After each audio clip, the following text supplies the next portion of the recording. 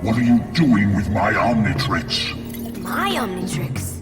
Omnitrix, Origin. Hi everyone, welcome back. I'm Terry and this is Marvelous Videos. People born during the late 90s or the early 2000s must be very familiar with the American animated series known as Ben 10. This is a show about a young boy named Ben who ends up as the wielder of an intergalactic watch-like device known as the Omnitrix, and this device allows him to turn into 10 or more aliens, all with different sets of superpowers. Ben fights villains with the help of his cousin Gwen and Grandpa Max. With him being the one who wears the coveted Omnitrix, Ben often finds himself under the radar of several terrifying villains, most notably the Conqueror known as Vilgax. But what is the Omnitrix and how did it come to be? The movie Ben 10: Secret of the Omnitrix reveals the origin of this spectacular alien technology throughout the course of a story where Ben's life is in mortal danger, all because he accidentally triggered the self-destruct mode of his watch. And only the creator of the Omnitrix can save him. But who is he? And where is he at the moment? That's the question today's video is going to answer. Before we go into our explanation, we have a very small request. If you like our content, please support us by subscribing to our channel. This is a small click for you, but for us, it means a lot. Thank you. Now, let's begin.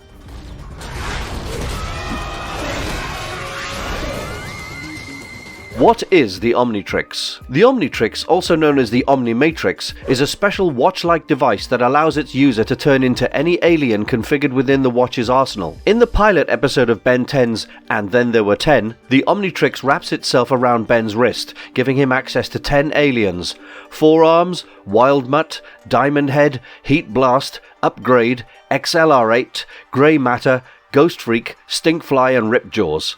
He later gets access to other aliens such as Cannonbolt and Upchuck. Ben can maintain his form as an alien for 10 minutes, after which he turns back into a human and needs his watch to charge for a bit until he can transform again. Basically, the Omnitrix contains the intergalactic genetic data of several aliens across the universe. It then alters the DNA of its wearer when he needs to transform into one of the alien species. Naturally, each alien boasts a completely different set of abilities such as firepower, super speed, super strength, genius intellect and so on. The pilot episode starts off with two spaceships engaging in a firefight. It introduces us to Vilgax, an intergalactic alien warlord who is the primary antagonist of the show. His goal is to get his hands on the Omnitrix so that he can harness its powers to create technology that will allow his army to turn into separate aliens under his command. And with such power under his control, he will rule over the universe. However, an explosion during the fight causes a pod to fall onto the Earth from the ship. Meanwhile, Ben Tennyson gears up for his 3-month-long summer vacation, which he is supposed to spend with his grandfather, Max Tennyson. The plan is to embark upon a road trip, but much to his distaste, his cousin Gwen is also revealed to be someone who will be present with him on this journey. The Tennyson trio reaches Yosemite in Max's RV, where Ben notices something like a shooting star coming towards him. It crashes into the ground and is revealed to be the pod that had fallen from the ship. It opens up to display a green watch, which soon latches itself onto Ben's wrist. As he tampers with the screen of the watch, he turns into Heat Blast for the very first time. The comic shows a longer, more drawn-out sequence where the audience gets to witness Ben's DNA and physiology alter as he turns into an alien. However, within the timeline of the series, he transforms almost instantaneously. Ben 10's intro song does a great job at explaining the premise of the show. It goes something like, "It started when an alien device did what it did. It stuck itself upon his wrist with secrets that it hid. He's got superpowers, he's no ordinary kid, he's Ben 10. How's that? Vilgax wants the Omnitrix, but it belongs to Ben now, and no matter what anyone does, it's impossible to get the watch off his wrist, and so the alien warlord becomes hell-bent on retrieving it from Ben. However, the tool was originally not created for evil acts of violence. Instead, it was made to act as a tool of peace between the different alien species. It was meant to create an understanding between everyone as they would be able to experience life as a fellow intelligent alien. On an even brighter note, if any alien species went extinct, the Omnitrix would be able to restore them as well, since it contained the DNA of the species. In episodes where we get to see a glimpse of the future, Ben was shown to wield around 10,000 aliens as an adult. In Ben 10 Alien Force, a teenage Ben had access to a reconfigured Omnitrix, which allowed him to use other aliens such as Humongosaur, Alien X, Spider Monkey, Echo, and so on. He could even upgrade his alien to its ultimate form in Ben 10 Alien Force Ultimate Alien. However, the Omnitrix did not come out of thin air.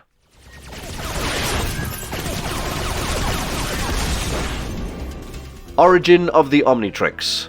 In 2007, the movie Ben 10: Secret of the Omnitrix served as the first Ben 10 movie ever, and it dove into the origin of this watch-like device, the device that sparked a chain reaction of unlimited action and occasional space travel.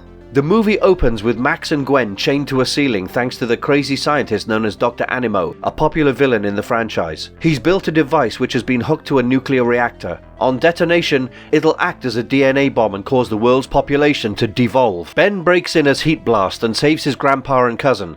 In the end, he resorts to a more hands-on and direct approach when it comes down to dealing with the device and blasts at it with his firepower. The system overloads, which is exactly what Ben is going for, but the idea soon backfires as it sends out strange shockwaves that somehow mess with his Omnitrix. So, when he tries to turn into Stinkfly later, the Omnitrix fluctuates and Ben has to pursue Dr. Animo as grey matter instead. With some aid from Gwen, the crisis with Dr. Animo is ultimately averted, but a new, much bigger one has just begun. The Tennysons go to the mall and Gwen has a great time shopping, unlike Ben who just wants out. But once again, the Omnitrix starts to misbehave, causing Ben, and by extension, Gwen and Max as well, to get banned from the mall. Later that night, a giant ship lands near their RV. Tetrax, who is the same species as Ben's Diamond Head, comes out and notifies Ben about receiving the SDM signals from his Omnitrix. Max figures out that SDM stands for self-destruct mode. The cause for this was the shockwave from Dr. Animo's device, and the signals from the Omnitrix were the countdowns until the watch would self-destruct, killing Ben along with it. Tetrax doesn't know how to fix the situation, but he knows about the rumored creator of the Omnitrix, Azmuth. He believes that Azmuth should be able to fix the problem, but for that they will first have to find Azmuth. Ben heads to Tetrax's ship to find the creator, leaving his grandpa and cousin behind. Tetrax deduces that the watch will self-destruct within 4 Earth days and seeks to use the equipment in his ship to find the DNA signature of Azmuth from the Omnitrix. Meanwhile, Vilgax and co. also pick up on the Omnitrix's SDM signal. Ben meets Tetrax's pilot Gluto and learns that Azmuth is apparently on the prison planet known as Incarceron. Soon, Gwen infiltrates the ship to help Ben out, but since Ben is unaware of this and thinks there is a potential enemy, he transforms into Wildmutt to fight. Later, Tetrax notices how Ben's transformation results in the countdown to destruction accelerating, which becomes a huge cause of concern. The Omnitrix zaps Ben again while the ship closes in on Incarceron. Ben and Gwen take up a disguise to pass off as aliens on the prison planet, with Ben standing on Gwen's shoulders. With help from Tetrax, they begin to search for Azmuth, but Ben notices someone who looks similar to his arch-nemesis Vilgax. Determined to take him down, Ben transforms into Upchuck, which ends up blowing Gwen's cover. The Vilgax-like prisoner fights back while Gwen gets cornered by the aliens, and Tetrax finds an old enemy called 66. Soon, Ben's opponent is revealed to be a woman who belongs to the same species as Vilgax, the Chimera sui generis. Ben transforms back into a human and helps Gwen to fight off the other aliens, who are shocked to see him wield the Omnitrix. It's soon revealed that the woman Ben had misrecognized as Vilgax is apparently Azmuth. She agrees to help Ben out provided she is taken away from the prison planet, and they strike a deal. They all head back to Tetrax's ship, but the woman reveals that she is actually Azmuth's assistant, Myax, who has played a crucial role in crafting the Omnitrix. However, she has no knowledge of the abort sequence for the self-destruction, and she only lied about her identity to get out of the prison planet. However, she promises to take them all to Azmuth, who is apparently on Xenon, the Milky Way's most mysterious planet. Myax also reveals that not only will the destruction of the Omnitrix cause Ben to die, but it will mimic a Big Bang and destroy the universe as well. Azmuth had added this feature to prevent the wrong person from having the Omnitrix, but he was positive that no one would be so stupid that they'd trigger the sequence. According to Gwen, Azmuth clearly hadn't met Ben before. They reach Xenon but soon find out that Azmuth has cloaked the planet with a device that absorbs all light. So Ben is made to use the Omnitrix as a guiding device to land on Xenon. Myax also gives him a burst deflection device to control the zaps and the pulses from the Omnitrix. However, they are soon intercepted by Vilgax, his drones, and 66. Unfortunately, Gluto apparently dies in the ensuing fight while protecting Gwen. Ultimately, Ben is able to send Vilgax flying out of the ship as he opens a hatch that sucks the villain out. The ship enters Xenon and they get inside Azmuth's compound. At the compound, they are attacked by the wild Florona, which happen to be plant-based aliens, and Gwen is taken and seemingly killed by one of them as she tries to save Ben. Ben then begins to blame himself, but Tetrax tries his best to calm him down. Soon, Ben and the others fly through the security laser where his Omnitrix is recognized. A hologram appears and it is revealed to be Azmuth as he refers to the Omnitrix as my Omnitrix. Ben fills him in on the situation, and when Azmuth refuses to help him and shuts his doors, Ben breaks them open using the strength of Cannon Bolt. However, Azmuth's constant reluctance to fix the Omnitrix because the universe, according to him, is doomed already, causes Ben to attack him. Azmuth's armor is destroyed and his real body is revealed. He is a Galvan, which is the same species as Ben's alien Grey Matter, who solves every problem with his tiny body and huge brains.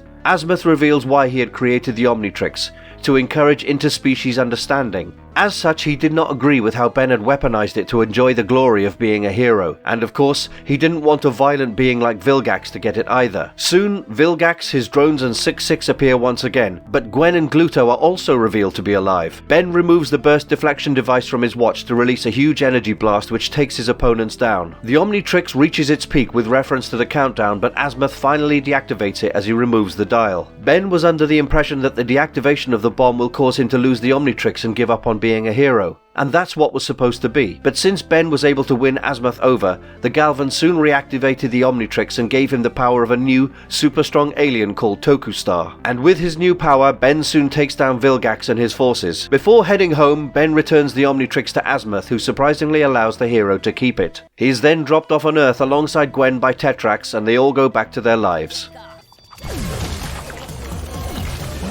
Some interesting facts about the Omnitrix. Ben 10, Secret of the Omnitrix, is an amalgamation of the first 3 episodes of the 4th season of the series. Even on HBO Max, the movie exists in 3 parts. It's often considered to be the series finale as well, even though it aired quite some time before the series' final episodes.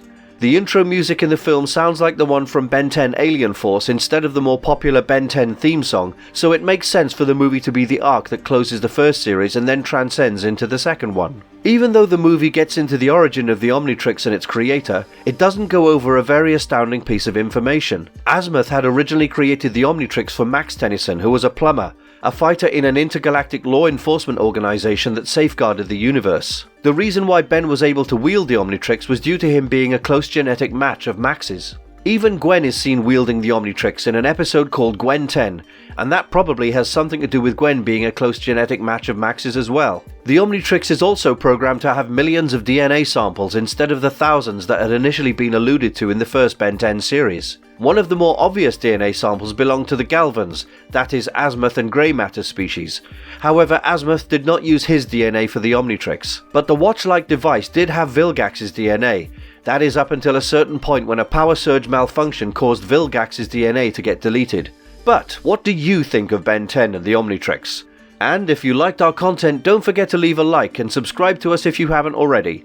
Thanks for watching, have a good one and be safe. See you next time.